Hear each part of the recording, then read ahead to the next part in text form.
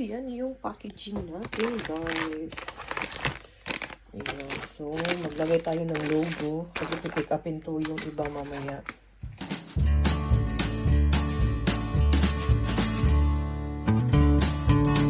Lamig na naman, so magawa tayo ng kimchi. So, kulang pa to. Walang pang, kulang pa ako ng powder. Yung powder, ang tawag ito? Powder chili. Kulang pa. Flex lang meron ako. Yan. Himalaya salt ang gagamitin natin. So, may fresh tayong sili. So, ano natin yan. Ipupuray natin yan. So, let's get started!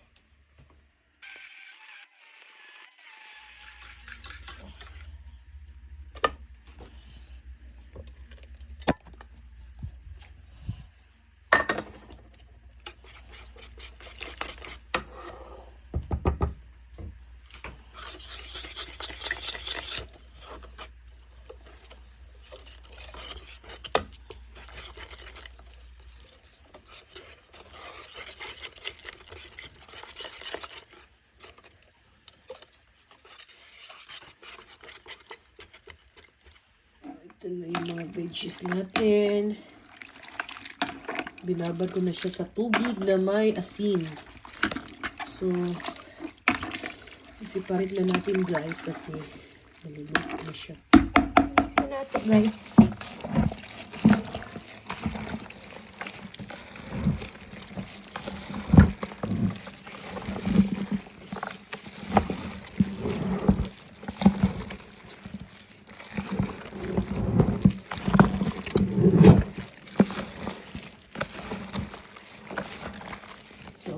Napag sauce, napatidag ang sauce na rin.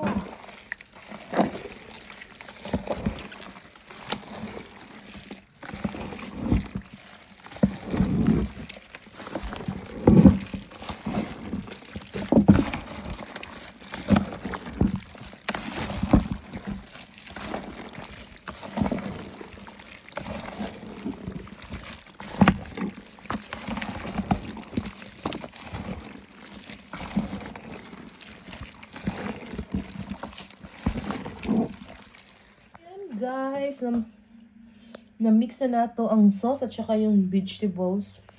So, marinate nato muna siya ng ilang araw or i-soak natin ng ilang araw. Yan na to takpan. Kasi parang mainit-init pa yung sauce kasi eh. So, okay lang yan. So, sakto yung ka-crunchy ng niya. Yung Sheena Cole natin, super crunchy siya. Saktong-sakto yung oras sa babad ng sa asin. Ayan siya. May gitna sa din siguro to. 6 kilos. Ayan.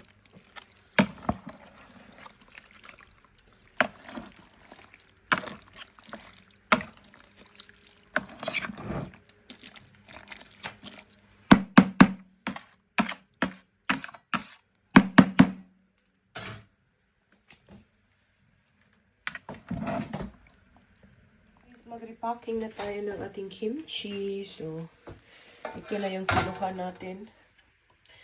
Dito yung finished product. So, isisilb natin. Ito na yung mga plastic. Maliliit lang ginagamit ko. Lagayan natin. Pinakuha ko lang siya. 2 days na pinakuha. 2 days na siya. Parang yellow siya this time kasi nilagay ko siya ng turmeric.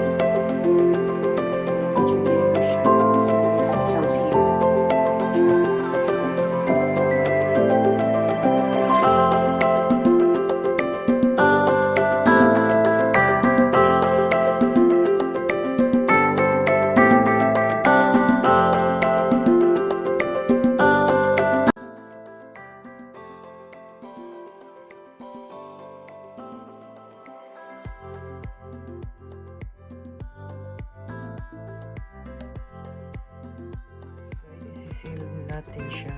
Wait. Siya.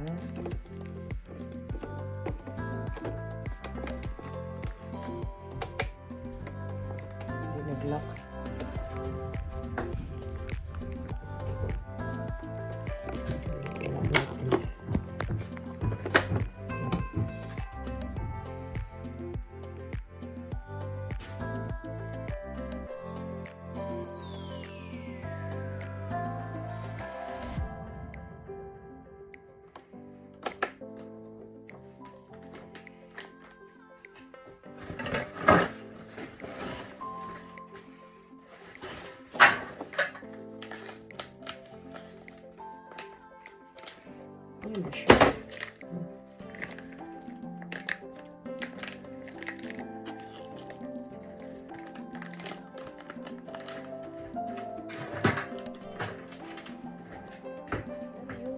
packaging natin, guys.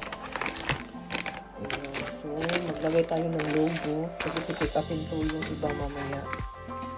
Ito yung logo natin. Kimchi. Kimchi.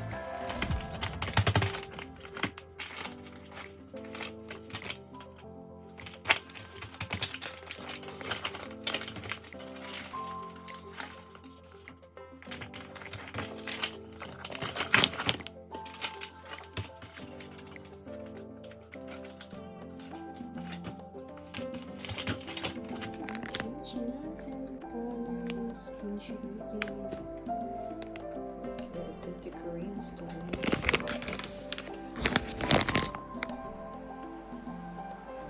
Char-char. Thank you sa nag-order.